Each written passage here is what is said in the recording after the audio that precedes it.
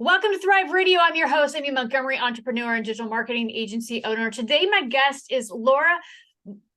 I'm afraid to say your name. Start over. Wagenknecht. Welcome to Thrive Radio. I'm your host, Amy Montgomery, entrepreneur and digital marketing agency owner. Today, my guest is Laura Wagenknecht. She is the president and owner of Mosaic Business Consulting.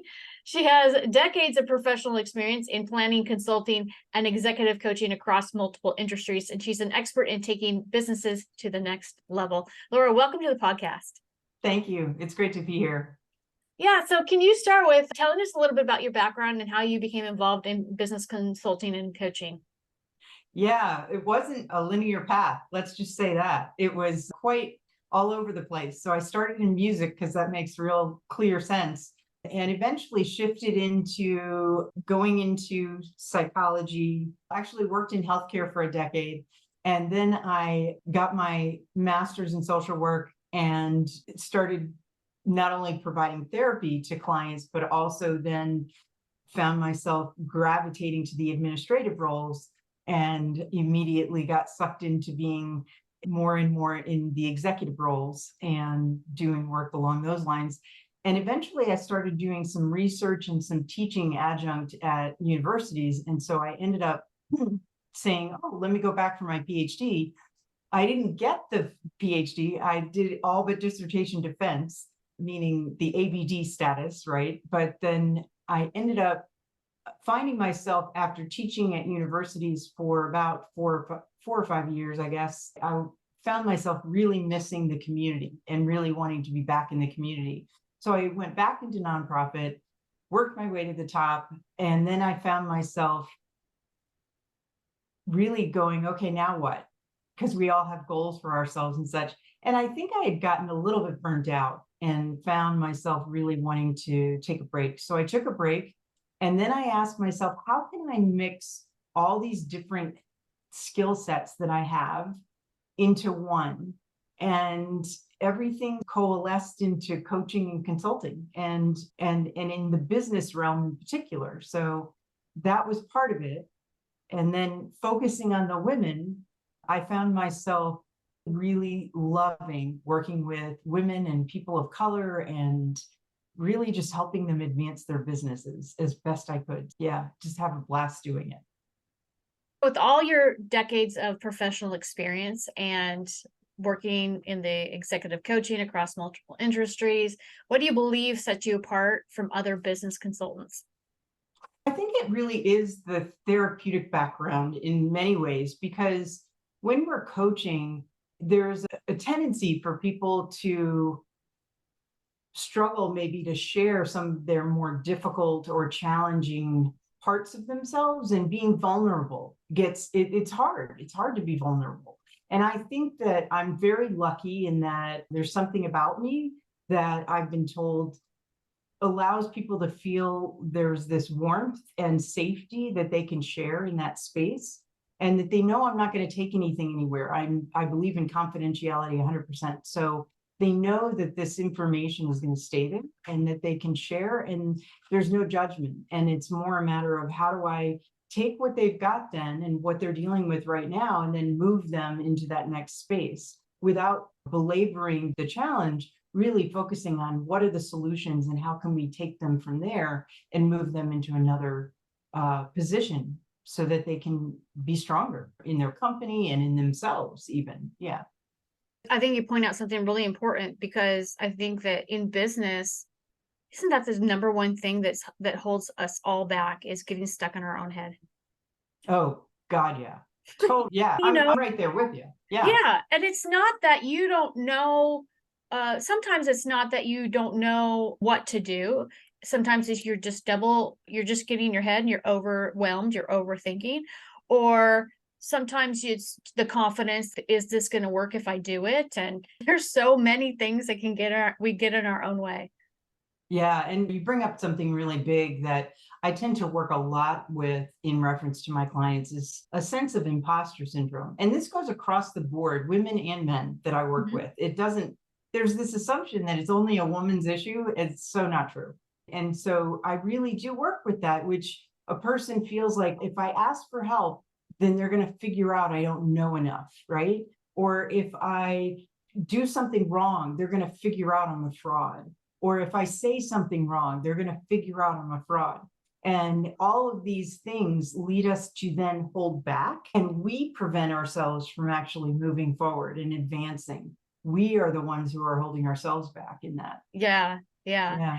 And what's interesting is when you're saying that, it made me think about when I was first learning digital marketing. I was part of this marketing group, and I would often go in there and post things and say X, Y, Z is happening and I'm frustrated or whatever. I'd post my frustrations because I'm a pretty transparent person. I just put it out there. Like you said, not everyone is a safe place. Yeah. Even in that, I would get a lot of people, and I'm not part of the group anymore for this reason, but I would get a lot of my competition attacking me. But what it allowed me to do was sit back and think, oh, everything they're attacking, I've checked the box. I'm doing all of that, or everything's fine. And there is some power to, even if you get some negative feedback, that making sure that if somebody is coming at you, that if that's the only they can think of, and you've got all those box checks, you're good. But so I think sometimes we get afraid of feedback, but even if it's somebody that doesn't like you, that you're a competitor or whatever, sometimes that feedback can be encouraging as well. And I always talk to my clients about competition is actually your friend. I think we assume that competition is this thing I've got to beat and I've got to overcome or something. And in fact, I find competition actually A, motivates us, but also B, gives us tools to say, but I'm not like that. Because you were asking me in the beginning, what makes me different? I think it goes back to the title of my company, Mosaic. A mosaic to me is a bunch of pieces that when it's put together, you see that glass window and it's absolutely a mosaic of tile or a mosaic of beautiful glass, right? And it makes this beautiful picture. And so when we think of businesses, we think of the pieces of a business and they're all different. And those different pieces, when put together in a certain way for your company or whatever, allows that beautiful picture to shine like your company. And I think that competition allows us to really figure what are those pieces that make us different? What are those pieces that allow us to stand out a little bit from our competition, that put a little different take on things, that allow us to be unique and special, and then make our way in the world in a different way. That's so important. So you focus a lot on empowering women and minority-owned businesses, and which is very admirable. What specific challenges do you often see these businesses face, and how do you help them overcome those challenges? Oh boy, I would say new businesses starting out struggle with having strategy and systems in place that allow them to advance their business at all. Let me back up. I actually think it's that they don't niche their market. They don't go down, like coaches and consultants and therapists and stuff like that don't say, this is the type of modality I use for this type of client. So for example, I used to use a Gestalt technique mainly for people with depression, anxiety, phobias, and things like that. And that's the kind of client I would work with, right? Being able to really niche down gets you known for X. So you want to know that people can go to you and say immediately, oh, you've got that issue, go to that person. That's what we want to get known for initially. It doesn't mean it's the only thing we work on, but it is the main thing we might be doing. For example, I'm known around town for being the person who provides the development of a really strong business plan that will get you a loan, that will get you something from the bank, right? And it doesn't matter if you're a service-based industry or a product-based industry, I can do both and get you money. So I'm known for that, but that is not the only thing I do. I work with companies really within the first 5 years. But what I love is working with women in particular, because women just are phenomenal at what they do. And so I really like working with them and building them up and just watching them flourish. It's just a joy. And I think that the main issue for the new business, like I said, is especially for service-based industries, is to niche down. I would say for the ones that are in business, their struggle is to grow and expand. And what is the timing of the expansion? How are they going to expand? What kind of money do they need to make that happen? Where will they move to if they need to move location? What are the, especially for those in healthcare, it's a whole thing when you have to think of, I need clinical rooms versus, and each is going to need a sink versus I just need an office. So there are a lot of things to consider depending on what the industry is. But yeah, I would say the other thing that a lot of businesses struggle with when they've been in business is staffing. That it's hard right now for all employers and business owners to have staff that are willing to come to the office, that are the right kind of employee for the right position that they need to have filled, that have not only the skill set, but have that attitude or the perspective that they really want. And I find that a lot of people hire for the skill set and don't hire for the attitude. And the irony is that if they handle the attitude, you can always teach them the skill set, but you can't teach them the attitude. You know this, right? Yeah. So that's a biggie I find that I run into a lot. And then having systems in place for things like having a policy and procedure manual, or having a system, even if you're a solopreneur. How do you get in clients? Once you're engaging those clients, what are you saying to them? How are you then, once you get and convert the client, how are you engaging them in follow-up and continued engagement right from the very beginning? How are you onboarding them? How are you talking to them? And all that stuff.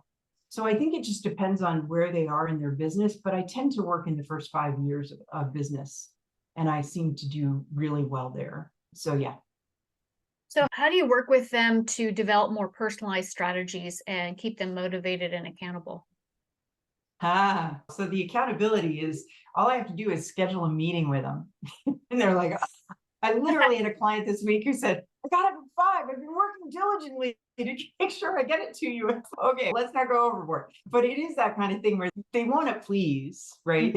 So just being, the thing to know is, as a coach or a consultant or whomever, you're in a position of assumed authority. And so my question is, how do I take authority out of the room, but still make them want to get these things done, right? Because it's to help them. It's not to help me. If they're writing a business plan for me, that's not going to help me. It's going to help them. And it's really about reminding them what's their priority. I don't make their priorities for them. I ask them, where do they see the priorities? What do they feel they need to work on right now? And then, okay, what are the ways in which we can do some steps to get certain little bits accomplished at a time that then get them to that bigger goal of what they want to accomplish. Yeah. So I just do it piecemeal. So you have mentioned that you like to think outside of the box and do things outside of the box. How do you encourage business owners to step out of their comfort zone, and how does that really help with success, in your opinion? It's that philosophy. I think if you always do what you always did, you're going to always get what you always got. And so how do you encourage people to do something different? One of the things, for example, introverts, I think, struggle with, how do you go out in public consistently, network, and don't get drained, right? So part of that is figuring out, how do you take an introvert and just say, okay, let's do it you're going to do it for this 2-hour stint or this 1-hour stint. And you're going to do it once a week, and you're going to meet people, and that's it for your week, right? For that external exposure, selling yourself kind of a thing. Or coming up with strategies where they do a webinar online where they're actually not having to see anyone, so they can say as if they're talking to themselves and be online. That's another option. But coming up with strategies where they feel comfortable enough that they can actually fulfill that. It's not overexert themselves to the point where they're being fake, because the other part is making sure that they're always authentic and genuine and real, and not, I always talk about values, but staying true to their own values of the company and themselves. And that way they're always aligned and they're going in the same direction. Yeah. Yeah, I like that. Yeah. Can you share a few of your success stories? Oh, in the business plan realm, I would say getting someone $75,000 and they're a travel agent for a loan, that was pretty cool because they don't have a lot of overhead, right? So what's the reason that they need that money? And I would say another success was working with one client in healthcare, and she ended up having 135% growth in 1 year, which is insane, right? But that was mainly due to her, but part of it is due to the strategic approach that we talked through and making sure she followed through on certain things in her marketing efforts and things like that really got her more exposure. And it wasn't just online, although online was critical, I think, but it was also being in person and networking and actually meeting people in different places in different ways. But the combination, I think, is really what did a great job of that. It's fantastic. Yeah. I don't know if that's enough, but yeah. No, that's good. Yeah. One more question. If you were able to give yourself one piece of advice when you first started out, what would it be? Don't take your time finding your niche. Find your niche, find it fast. But then also, I think, really strategize about how you would implement and target and focus on that niche and go full hog and allow that you will get other clients. Because like I said, 30% of my practice or my business is white men. It doesn't mean I avoid men.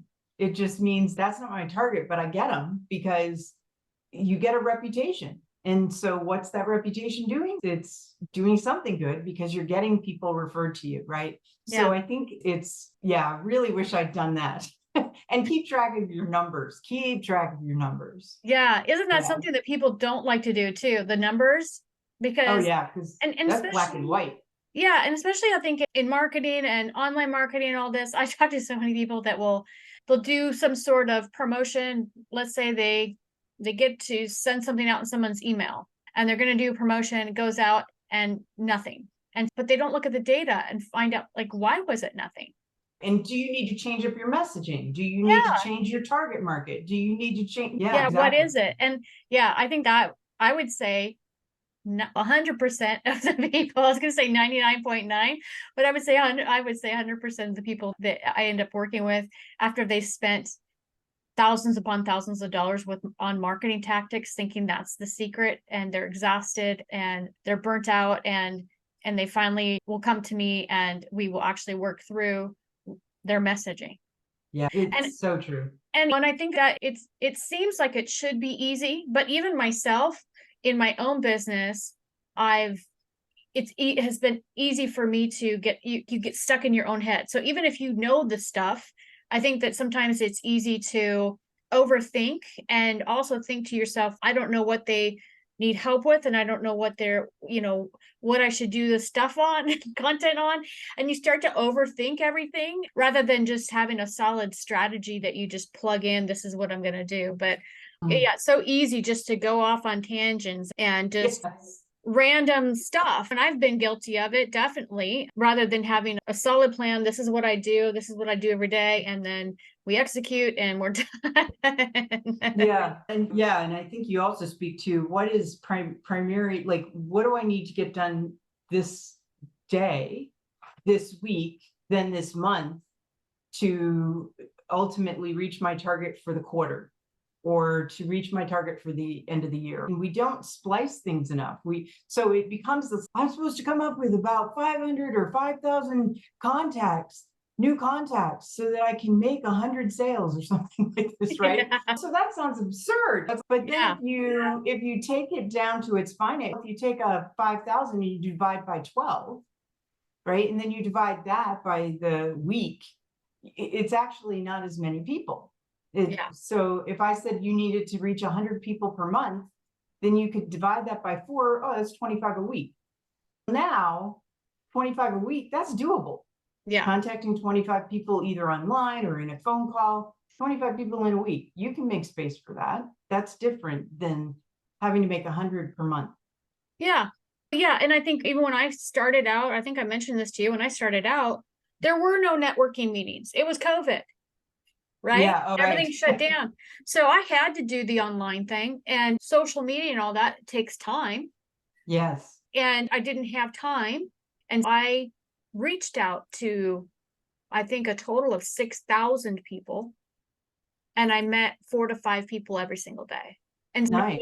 was it more difficult? Yeah, but I didn't have any work like people. But after 1 month, just 1 month of doing that, I got 20 clients.